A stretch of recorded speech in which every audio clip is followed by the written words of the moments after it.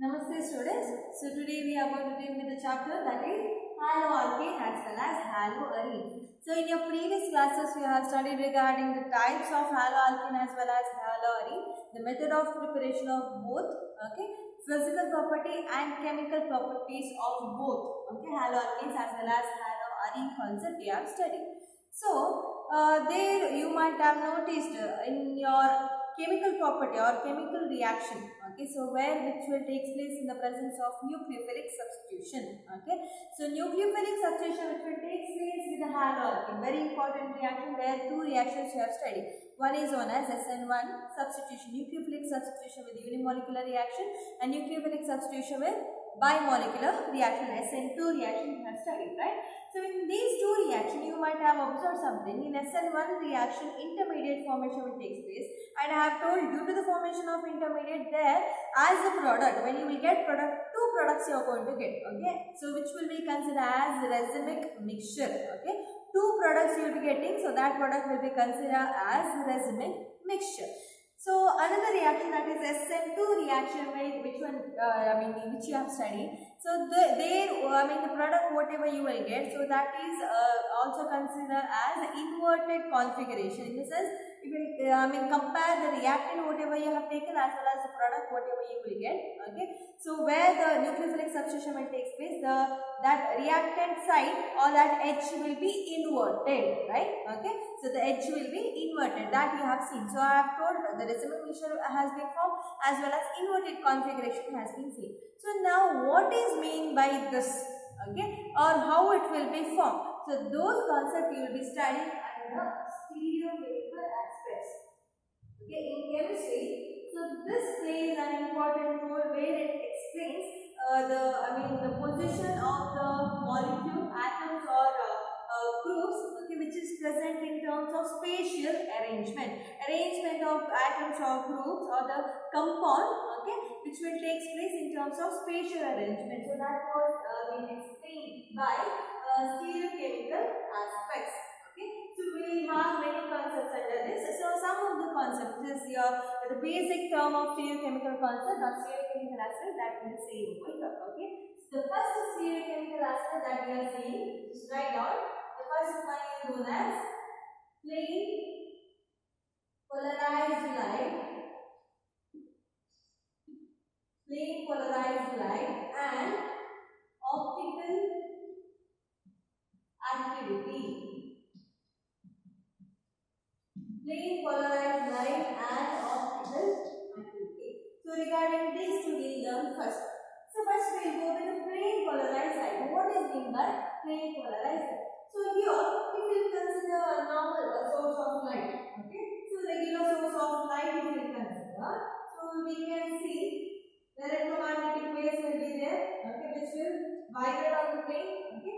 So this you consider your source of light, okay. So this is light now.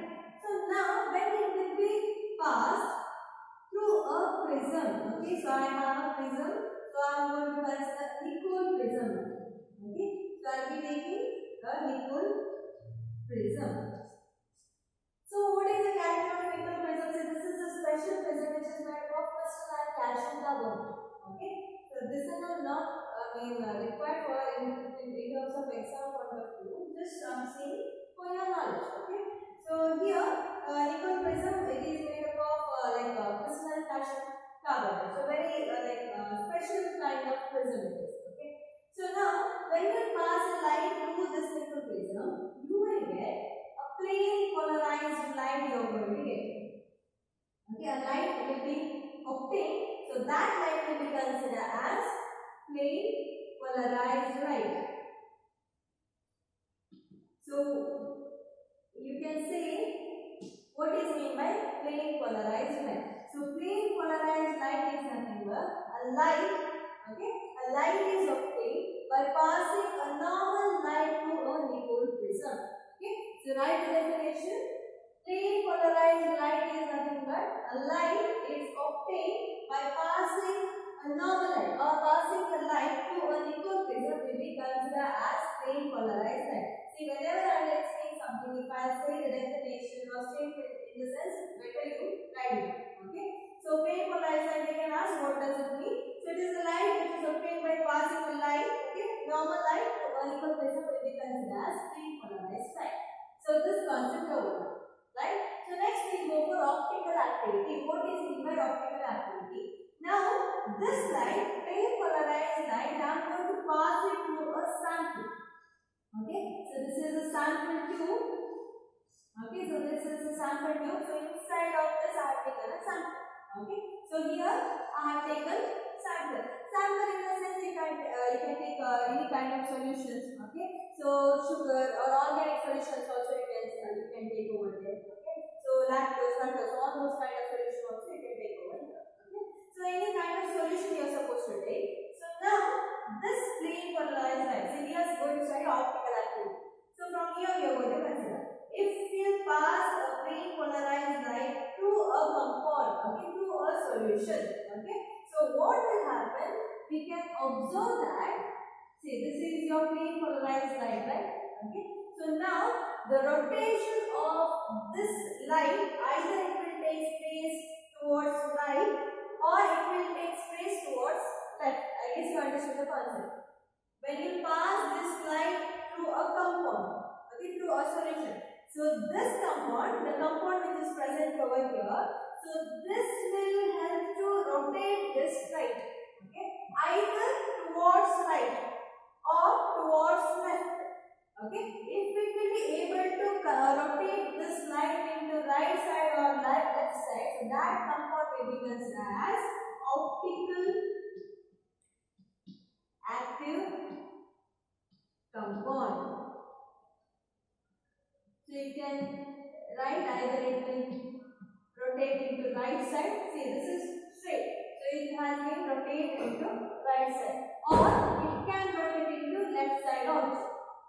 Okay, it is no need like that. Like all the compounds which you have taken, it should rotate plane polarized light, not required. Only some compound are going to do with this. Okay, so that compound we are going to consider as optical active compound. The compound which is able to rotate the plane polarized light into right side or left side will be considered as optical active compound. I repeat, optical active compounds are nothing but it is a compound. Okay, so it is a compound which will be rotating or which will rotate the plane polarized light. It should not take normal light. It will don't rotate your normal light. It will rotate only plane polarized light. So it will rotate a plane polarized light either right side or left side. It will be considered as optical active compound. Okay, so this is regarding the definition of optical active compound.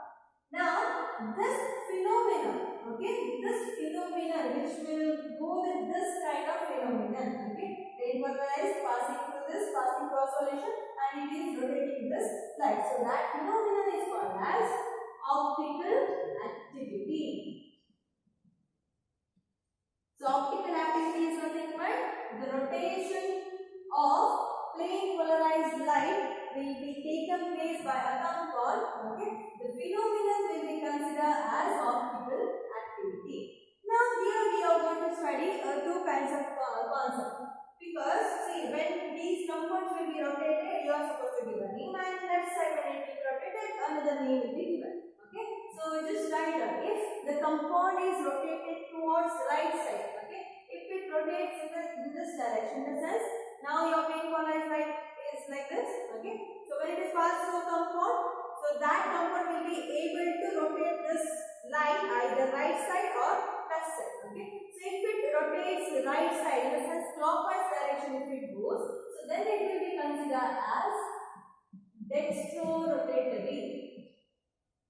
Dextrorotatory. Okay, so now it is also called as deform.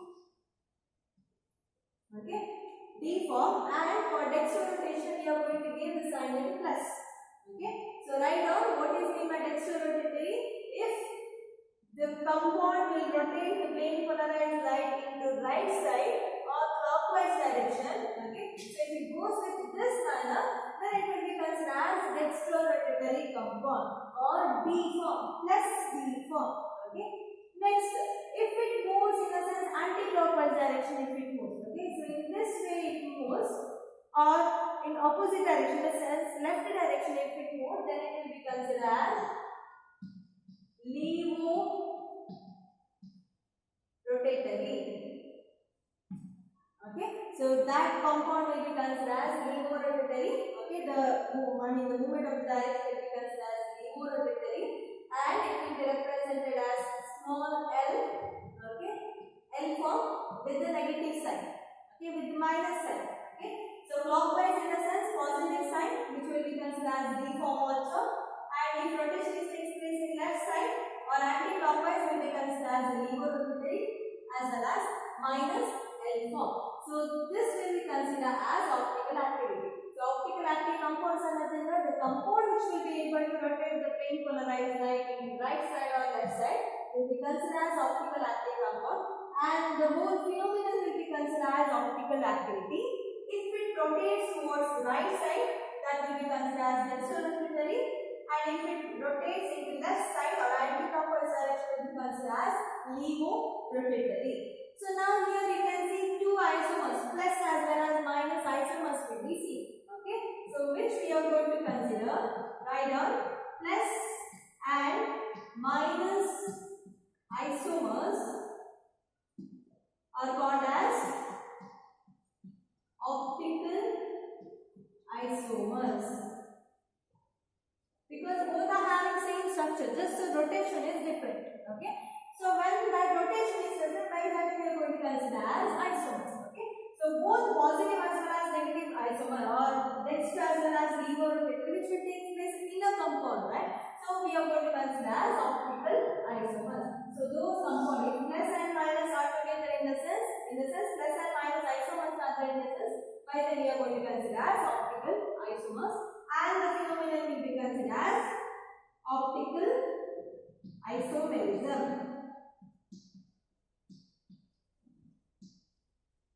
The phenomenon or the character, the property will be considered as optical isomerism. Okay, so important concept under this. So that is nothing but optical activity. So the second concept that you are studying under chemical aspect, that is nothing but molecular symmetry and chirality and enantiomers. Okay, so one by one we'll see. First we see what is meant by molecular symmetry. A scientist known as Louis Pasteur, what he has done is, when he was doing experiment with some of the solution or organic solution he has taken for this experiment, that is tartaric acid. Okay, so and he passed the plane polarized light through that compound. Okay, so by that time he could see the two kinds of rotation. This is one is with the clockwise direction and another is with the anti-clockwise direction. I'll consider now. So one with the clockwise direction, that is T1, okay, which goes with anti-clockwise direction, that I'll consider as T2. And he observed that both the rotation whatever he has seen, so that was there with the same concentration. So this is there with 50% and this is there with 50%. This is same concentration he has seen. So he has told the arrangement of these particles or the compounds will be seen. Okay, the spatial arrangement will be seen in three-dimensional order. Okay, so the particle arranged or the compound, whatever the structure will be. We'll see for the carbon compound and all, we'll see, right, the structure. So that structure will be arranged in three-dimensional order. Okay, so that was, they found it later because of this experiment. So we could do this experiment he has told regarding this rotation. Okay, so when he has told regarding this dextrorotation as well as levorotation, so after that the conclusion this person he has done is the arrangement of the particle will be there, or the arrangement of the compound will be there. So in terms of 3D order, three-dimensional order, the structure will be seen. So what kind of structure will be seen? All those things we study next. Okay, so later on some other scientists, okay, like Seeley Bay as well as Van Hoff. So these two scientists independently they have done the experiment and they have gone through with the the methods also. So here what they have told is the arrangement of particles. For example, if I take carbon, okay, so carbon compound if I take, so it is having, due to its valency, 4 valency is having. So due to that 4 valency, it is having 4 bonds around it. So how it is arranged? So this arrangement will be seen in terms of like tetrahedral arrangement will be seen in the case of carbon. Tetrahedral arrangement will be seen in the case of carbon compound. Okay. So this also will be arranged in 3D order. So if you consider the carbon structure, actual structure when we are writing, how we are supposed to write? If carbon is there, okay, carbon is a central atom. By that time, if on the plane, whatever the bonds are there, okay, so on the plane, whatever the bonds, consider now this here carbon is present, okay, so here the plane is present. So in this plane, whatever the the groups are present, so that will be considered just by a bond. Okay, so consider now I just consider this as A and this as B. So on the plane, these two groups are present. Now here, the group which is present, in the sense if I am the observer, okay, if it is present towards me as well as away from me, okay, so by that I am supposed to show in such a order that by seeing the bond, by seeing the structure, I can understand how this will be the arrangement of or 3D arrangement of that compound. Okay, so if you consider, so the dash edge or this kind of edge, if it is present, so that will be considered as that is towards the observer. If dash edge is there in the sense, so that is towards the observer. Wedge edge is there, okay, WEDGE, okay, wedge edge if it is there, that is away from the observer. So if I have a carbon compound over here, so if I am the observer, A as well as B will be present. Now see in the sense that dash edge towards the viewer, okay, as well as away from the viewer, so that will be considered wedge, okay, wedge edge. So in this way, when it is present, so as the Lewis Pasteur has been told, okay, so it is present in 3-dimensional order, okay, as well as according to the concept, if you go with the symmetry, molecular symmetry, so here what will happen? The carbon, the bond which is present around it, okay, the 4 bonds present around it. So in these 4 bonds, the groups of atom which is or the groups which is present around this carbon, if it is different, okay, if different groups or atoms are present around carbon, so that will be considered as asymmetric carbon. So this will be considered as asymmetric carbon, or you can also call it as stereo center. So important definition I have written on that side. Okay, asymmetric carbon is nothing but if atoms or groups which is attached to carbons are different. Okay, so if these 4 groups or 4 atoms all are different, then it will be considered as asymmetric carbon. So if I consider one example here, you can see. So this bond is having CH3 group, methyl group. This bond, another bond is having methyl group. Another bond I will consider hydrogen, another bond I will consider fluoride. Okay, see, different groups are present in different bonds, towards the carbon. So this means this kind of carbon compound, if it is present, so that will be considered as asymmetric carbon. Asymmetric carbon is considered if carbon is having different groups or atoms around it. Okay, all should be different. Okay, so all are different in nature. So this will be considered as asymmetric carbon or stereo center. So this we are going to call it as asymmetric carbon or stereo center. So in previous concept we have studied regarding optical activity, right? So mainly the optical active compounds are nothing but asymmetric carbon. In the sense, these kind of compounds are responsible to show optical activity. The rotation can be seen over this. Okay, so this is nothing but asymmetric carbon. So just for your knowledge, you should know regarding symmetric also. What is mean by symmetric carbon? Symmetric carbon in the sense, if it is having same kind of group, in the sense, need not to be all the groups should be same. Okay, so symmetry in the sense what? Now here what will happen? For example, now here you are having carbon. Okay, so carbon is present here. Cl group is present, another Cl group, okay, and the hydrogen group if you consider, or Cl you consider, hydrogen you consider it over here. Okay, so what will happen if I keep a plane upon this? Okay, if I keep a plane upon this, by that what will happen? This structure will divide into two halves, right? So when you will divide into two halves, the Cl which is present over the half of it will get for one plane, and one structure. This Cl also for another structure. Okay, so in the sense, now here you see, if I keep a plane upon this, okay, whatever present over this side, it is same with another side also. So that kind of structure will be considered as symmetric.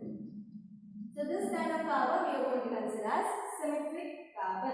This is not important for you people, so you need to learn only regarding a symmetric carbon. Just for your knowledge, I know what is meant by symmetric carbon. So if you keep a plane on the compound, the same structure if you will get, okay, identical or mirror image if you get, so that will be considered as symmetric carbon or symmetric structure.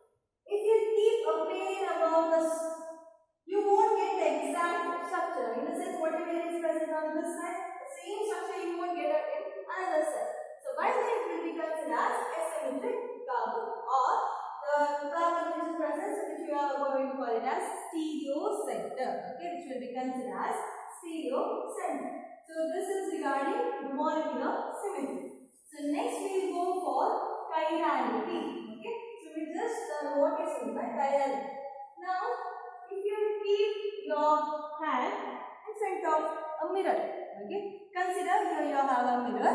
So if you keep your hand, in front of your mirror, what kind of image you are going to get? You are going to get the same image, or it looks like this. Okay, in a sense, when you keep your right hand in front of the mirror, you will, you can see left hand kind of image, right? Okay, so why it is so? So this kind of image, if it is present, see, these images if you will take, it cannot be superimposable. You cannot keep one above other, so that you will get exact or the same image. Okay, so you won't get the same image when you keep one above the other.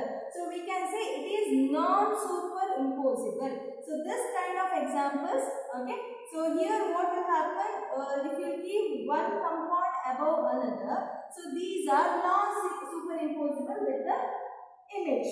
Okay, so now here what will happen, you will be learning under this, that is chiral compound and a chiral compound.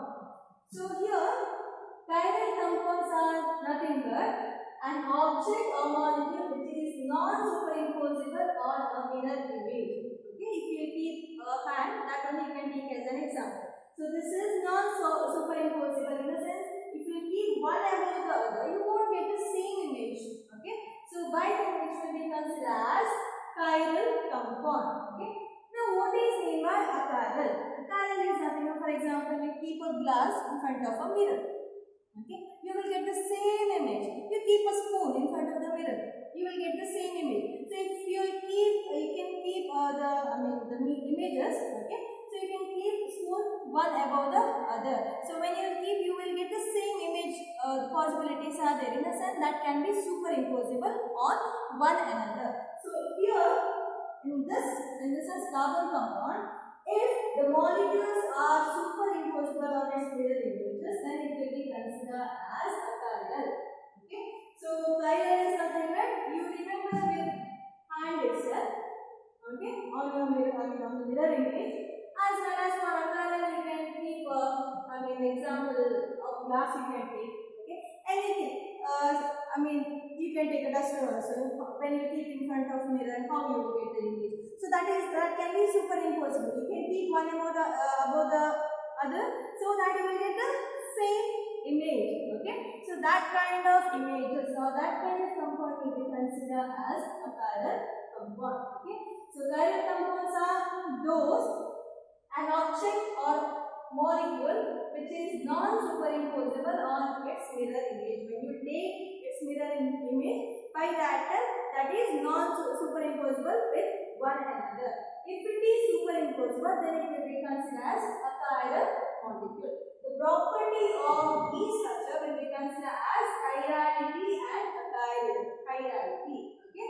chirality and achirality. So the property of these structures that will be considered as chirality and achirality. Okay. So this is regarding the chirality of the concept. Okay. So now here we can take or we can go with examples. We will learn with examples of chiral molecule as well as peptide. So this is the simple example I have put. Okay. So we'll go with the chemical example or the compound we'll take as an example and we'll learn with chiral as well as chirality